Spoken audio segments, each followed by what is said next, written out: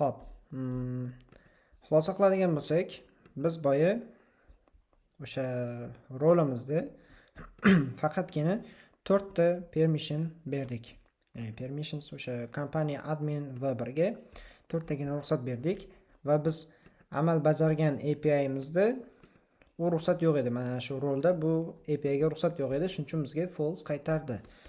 Keyingi bo'limimiz безопасность. API безопасность HTTPC majburiy input validatsiya JVT tokenlar. Xo'p, bu nima degani? Ya'ni API ning xavfsiz bo'lishi uchun HTTPC majburiy. Biz boya ko'rdik. Masalan, mana bu abstraktni domen orqali ochganimizda HTTPC orqali ochdi. Port orqali ochganimizda HTTP ni o'zini orqali ochdi.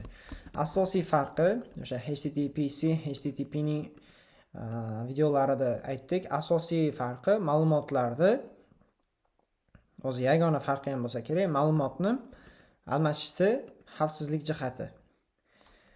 Ya'ni HTTP da ma'lumotlar ochiq almashinadi.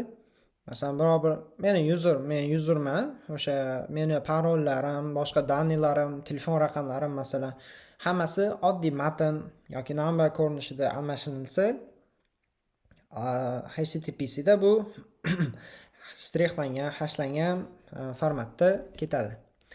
Asosiy farqi shu, bu majburiy. API безопасность bo'lishi uchun HTTPC da ma'lumot almashish bu majburiy. Input validatsiya qilish yoki JVT tokenlar, AUS tokenlar boya ko'rdik.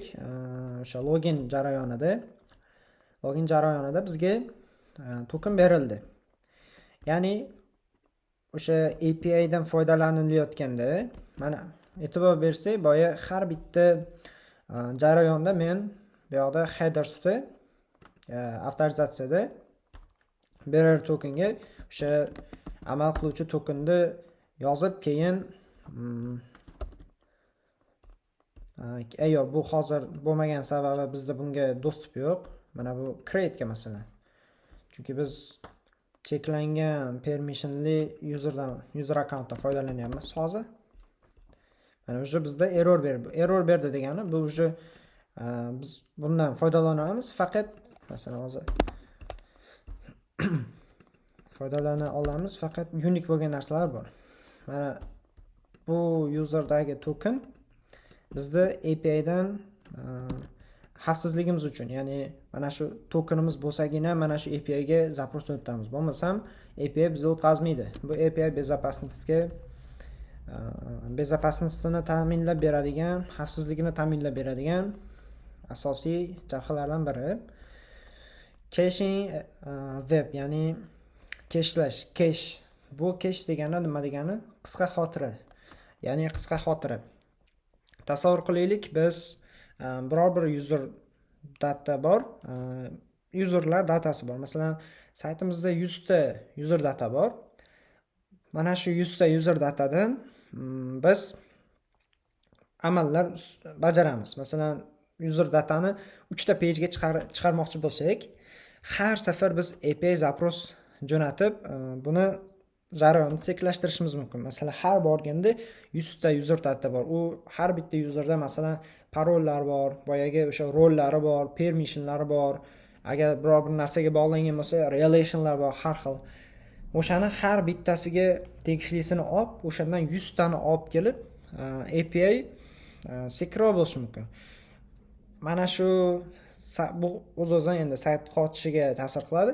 Mana shuni bitta olib kelingandan keyin, masalan, ma'lum bir muddat o'sha dannidan foydalanib turish, ya'ni 3 ta page, bitta pageda 100 ta user data, ikkinchisida ham o'sha userlarni masalan 90 tasi yoki 10 tasi shunaqa cheklangan limit orqali ko'rsatmoqchi bo'lsak, har safar API ga запрос jo'natishdan ko'ra kechga saqlab buni ishlatishimiz bu o'sha jarayonni tezlashtiradi. Bunga o'sha browser xotirasi, local storage bor, cache bor, cookie bor.